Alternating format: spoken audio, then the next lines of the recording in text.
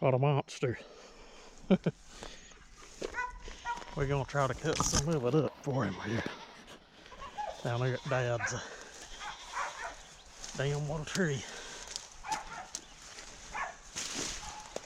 Wasn't joking. It's a nice one. Hey guys, how is everybody? I hope you're well. Back from vacation, we had a pretty good time.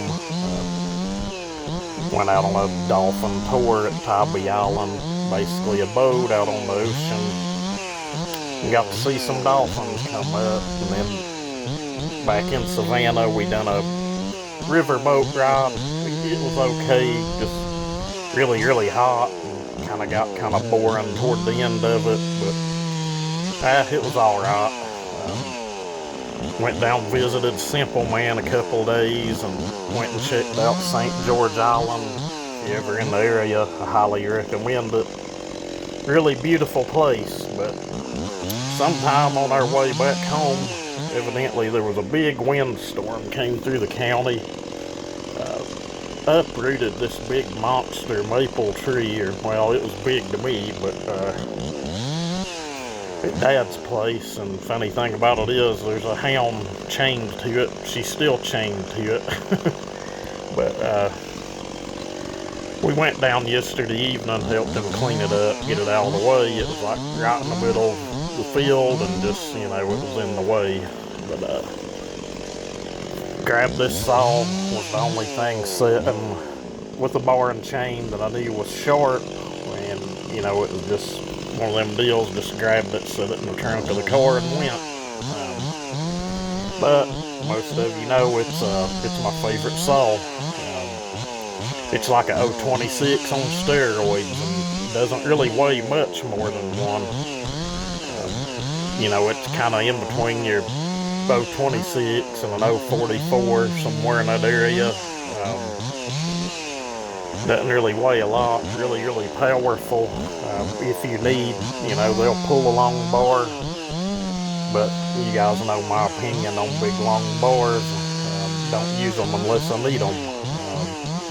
Although this saw is carrying a 20. This 325, but I like it. It's always been set up that way. As you can see, it limbs really fast. We do set it into some larger pieces here later on in the video, though. But I stopped there. Dad was telling me to kind of cut them a little longer, where we could just drag them out and stack them. But it wasn't too bad. It was only about, I think I say it here in a little bit, it was only about 90 degrees or so outside. Sun was setting. I was a little tired. We come home from vacation. Yeah, there he's telling me. And found my daughter's German Shepherd was like deathly sick. She's been at the vet. Today will make 3 days. But they say she's recovering, and we may get to bring her home today. Had some kind of worm that's in the ground where she was at, they said. I don't even remember what they called it, but told us not to put her back where she was at because she could get them back again. So went and bought a kennel, big 10 by 10 kennel. I may show a video of it, make a short or something, but I got it set up yesterday morning and poured I don't know, about 900 pound of ready mix around it. Basically just made a footer.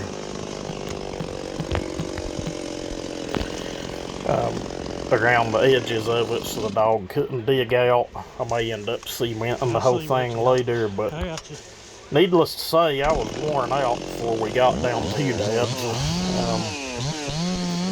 He's having some brake problems with his truck. We got that lined out, and then there I said it's about 90 degrees.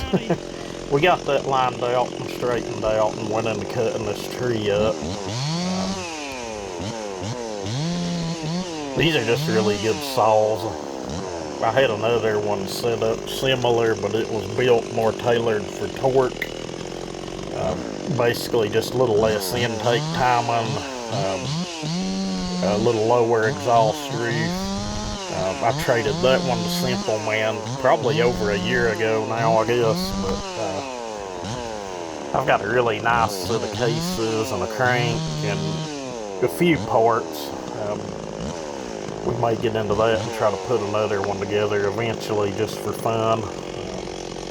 But I really need to let a few saws go. It's probably going to be some of the Chinese saws, and then just others that I have 2 or 3 of. But this thing was a mess. We all know how much I love lemon trees.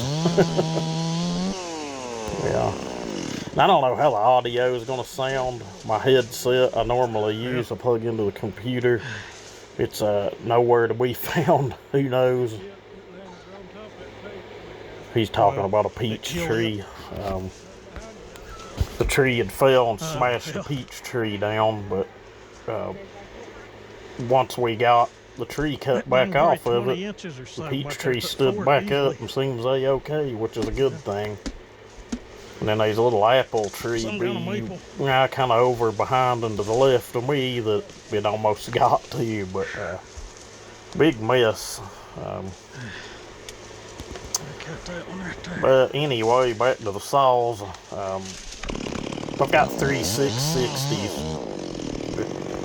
One of them I'll sell, maybe 2 of them. One of them I'll keep because it was a gift, but I've probably got half a dozen different 372 series saws set up, one Chinese and just several OEM ones or half breeds we've built out of Johnsrud cases. And then just a lot of other random saws that I have more than one of. But once I get them up and online for sale, I'll let you guys know. Or if someone's interested in, one of the 660s, you can let me know. I'm just going to try to get my money back out of them, not worry about labor or anything. But we need to move a few out. Needless to say, they're just sitting on the shelf and never get used. But anyway, this oak saw's been a good one. Those of you been around know the story on it. Had a friend give it to me probably 6 years ago now. They're getting close to 6 years. And the clutch side or PTO crank bearing was down in it. I made the mistake of buying OEM bearings. It lasted a couple of years. Same thing, PTO bearing went down again. I ended up just putting another OEM crank in it, and it's got a set of $10 bearings and seals in it from the Duke. And saw's been just beat to death ever since, and seems to still be a-okay. Got an OEM cylinder, did have some scoring in it, but it was below the exhaust port, which really doesn't matter.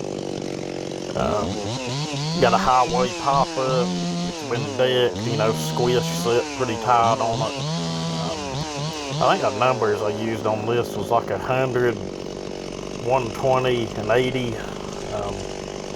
And I'm thinking squish 19 or 20 thou on it, so she pulls pretty good for a 61cc saw.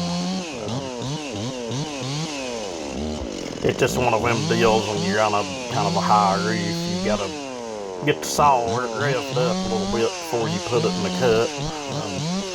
Which, a lot of that's common sense anyway, but most of my saws are this way, even the ones that I put together as a cookie cutter. On my saws, the main difference between it being a cookie cutter and being a work saw or a logging saw, firewood saw, tree service saw, whatever you want to call it, is a difference in like a quarter of a turn on the high jet. Just because it's a screamer don't mean you have to leave it set that way. And I know I've gone completely off topic here with that, but figured you guys would want to hear a little bit of a commentary over just me limbing a tree for 10 or 15 minutes. And this video was actually over half an hour long. And, you know, I've done some editing and chopping and got it pulled down to around 15 minutes. So, you know, that's better both ways, I guess. Seems real long videos take forever to upload. Unless you know, upload them on a real low resolution. But back to talking about saws. You'll hear guys say, well, I just build work saws or logging saws, or, you know, I've got trees with trees. Yeah, it's maple. We covered that already. I don't know why I said that, but like I said, there's been some chopping and editing on this, but I've got saws with tree services. I've got saws with firewood guys. Justin Weaver has 066 I done and has it in the logwoods every day. And you know, like I said, the difference between on mine a cookie cutter and a work saw is about a quarter turn on the high jet. Just because it'll scream, you know, don't mean you have to leave it as a screamer. I mean, this saw here, it's proof. You can work with it all day. It starts on the third pull, starts back hot easy, one pull every time. It's probably tuned somewhere in the mid-13s. I don't even really remember. As you can see, she'll tear right through some rock-hard maple. I think it was Tim in the comments said, "Phil, hold RPM in that, they're good saw." On the little short video I posted, which kind of blew my mind. I uploaded that last night and got up and looked this morning. It had like 1,700 views overnight. YouTube's weird that way. I've got videos with tens of thousands of views. I think the highest viewed video is like 50,000 views and still makes money. Just kind of weird what videos pay money and which ones don't. But work.